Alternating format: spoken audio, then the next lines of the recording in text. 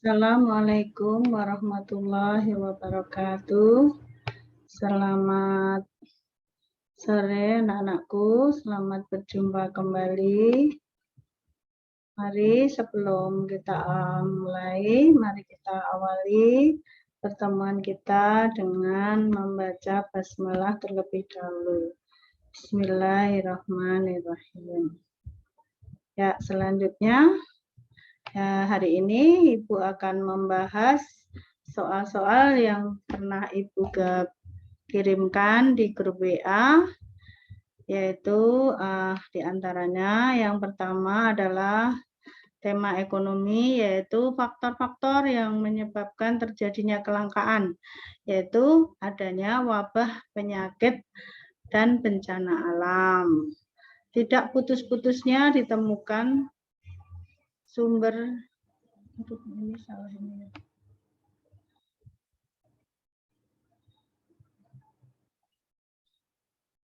Ya, tidak sebandingnya antara kebutuhan manusia dengan alat pemuas kebutuhan. Jadi lebih banyak kebutuhannya dibanding dengan alat pemuasnya.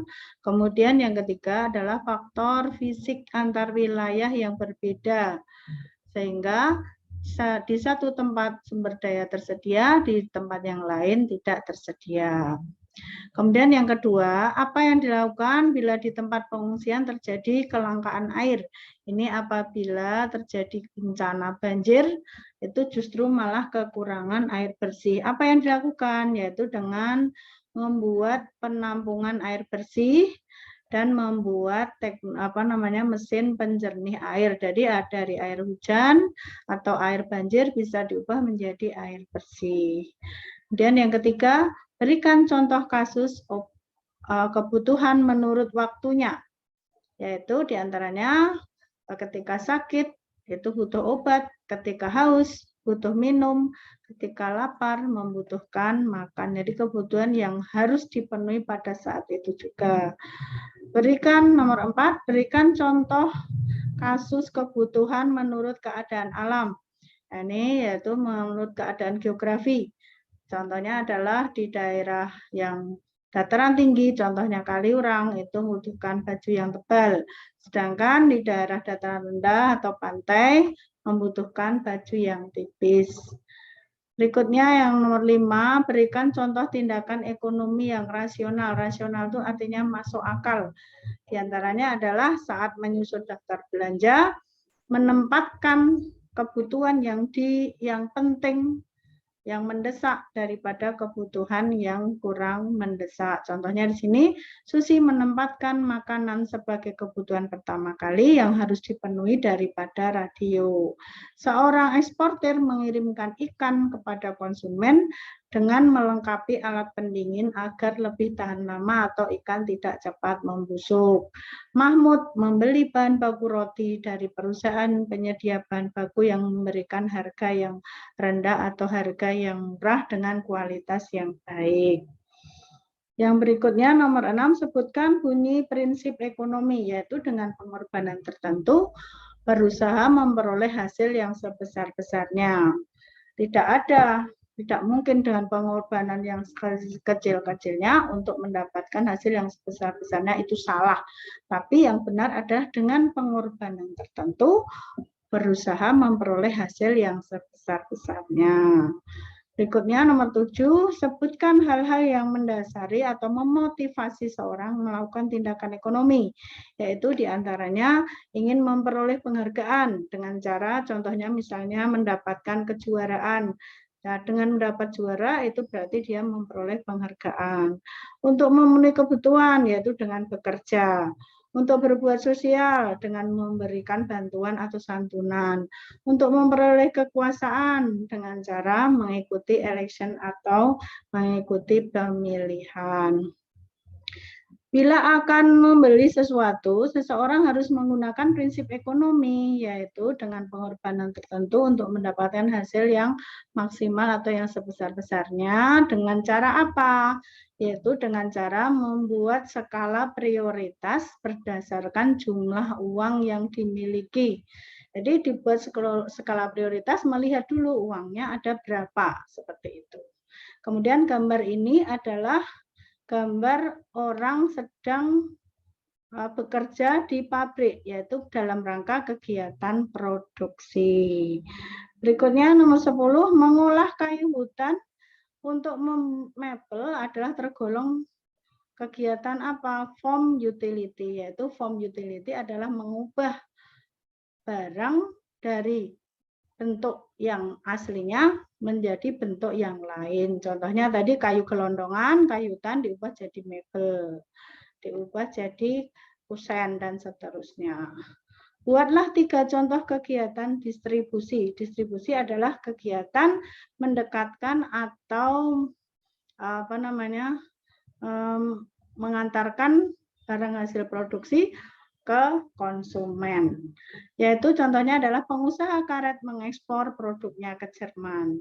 Contoh lain, perusahaan sepatu mengirim hasil produksinya ke pedagang resminya. Pedagang souvenir menjual gelang dan gantungan kunci di lokasi wisata. Itu hanya contoh saja. Berikan 3 contoh kegiatan distribusi tidak langsung. Tidak langsung itu artinya melalui perantara. Contohnya adalah KUD menyalurkan pupuk kepada petani. Jadi pabrik pupuk itu perantaranya adalah KUD. Produsen makanan ringan menyalurkan hasil produksinya kepada pedagang grosir. Pedagang grosir adalah perantara dari produsen makanan ringan. Pengrajin tempe menitipkan hasil produksinya di warung. Warung adalah tempat distribusi tidak langsung dari produsen tempe atau perajin tempe. Selanjutnya, menjelang Idul Fitri, harga-harga kebutuhan pokok cenderung naik. Namun, tingkat konsumsi kebutuhan pokok tetap sama. Kegiatan konsumsi tersebut dipengaruhi oleh faktor budaya. Kebudayaan orang Indonesia yaitu menyambut Idul Fitri dengan bersilaturahmi. Tentu saja kalau silaturahmi itu selalu menyediakan makanan untuk diberikan kepada tamu-tamunya, hidangan pada tamu-tamunya. Selanjutnya yang nomor 14 ini adalah gambar kurva yang menurun gede-gede, ini permintaan, yang S ke S ini penawaran. Jadi gampang sekali kurva permintaan yang kurva permintaan ditunjukkan oleh huruf D, E, D. Sedangkan S, E, S itu adalah kurva penawaran. Selanjutnya, nomor 15, sebutkan faktor-faktor yang mempengaruhi permintaan, yaitu harga barang. Bila harga naik, maka jumlah barang yang diminta akan turun. Pendapatan masyarakat, bila pendapatan masyarakat turun, jumlah permintaan atau jumlah barang yang diminta akan turun. Selera masyarakat, bila selera masyarakat itu bagus, maka permintaan akan naik meskipun harganya meningkat atau mahal. Kualitas barang, bila kualitas barangnya baik, maka jumlah barang yang diminta akan bertambah. Substitusi atau harga barang lain, yaitu apabila harga barang lain itu naik, maka jumlah barang yang diminta akan turun. Jumlah penduduk, yaitu bila jumlah penduduk bertambah, maka jumlah barang yang diminta akan naik. Ramalan masa depan, jika diramalkan masa depan harga akan naik, maka jumlah barang yang diminta akan naik. Seperti itu. Sebutkan bunyi hukum penawaran, yaitu semakin tinggi harga, semakin banyak barang atau jasa yang akan dijual oleh produsen. Atau bila harga naik, maka jumlah barang yang ditawarkan akan bertambah. Atau bisa dikatakan bunyi hukum penawaran yaitu jumlah barang yang ditawarkan berbanding lurus dengan harga. Proses tawar-menawar adalah salah satu fungsi pasar sebagai pembentuk harga. Pembeli yang menaikkan tawaran, penjual yang menurunkan harganya, maka akan terbentuk harga pasar. Sebutkan pengertian harga. Harga adalah nilai tukar barang dan jasa yang dinyatakan dengan uang. Sebutkan dampak negatif dari perkembangan iptek. Di antaranya adalah dengan berkembangnya iptek, maka banyak sekali pabrik-pabrik yang dapat menyebabkan polusi, mempengaruhi pola pikir masyarakat yang negatif jika informasi diperoleh melalui internet berisi tentang hal-hal yang bersifat negatif. Dapat menyebabkan polusi, tadi sudah ya, semakin masih menggunakan ya. Lanjutnya, dapat membuat orang menjadi semakin malas, itu diantaranya. Berikutnya yang ke-20, adanya aplikasi jual beli.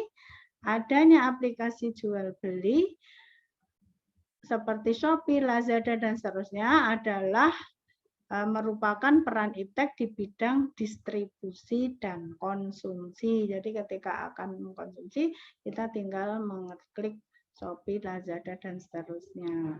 Selanjutnya, sebutkan ciri-ciri orang kreatif. Di antaranya adalah bersifat ingin tahu, sering mengajukan pertanyaan, banyak gagasan atau usul-usul, mampu menyatakan pendapat, tidak mudah terpengaruh, mampu mengajukan gagasan pendapat yang berbeda, mempunyai kebiasaan belajar sendiri, belajar dari kegagalan, belajar dari pengalaman orang lain. Sebutkan tujuan perusahaan melakukan inovasi, yaitu membuat desain dan model yang menarik selera konsumen. Produknya memiliki daya guna atau serbaguna, membuat nyaman dan memberi kepuasan pada konsumen. Selanjutnya, sebutkan ciri-ciri wirausaha, yaitu memiliki kepribadian yang kuat, memiliki sikap mental seorang wirausaha, memiliki kepekaan terhadap arti lingkungan, memiliki keterampilan berwirausaha, memiliki kemampuan untuk mencari informasi. Demikian dulu, nanti kita sambung dengan video selanjutnya.